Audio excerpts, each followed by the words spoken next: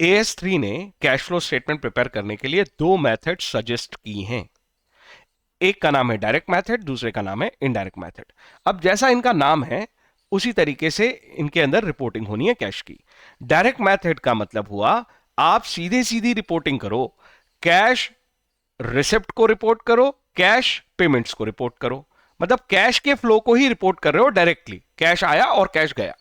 जबकि indirect method का क्या मतलब होता है? इनडायरेक्ट मेथड का मतलब होता है कि देखो, आप अपनी बैलेंस शीट और प्रॉफिट एंड लॉस को इस्तेमाल करो और समझाओ किसके बारे में? कैश के फ्लो के बारे में।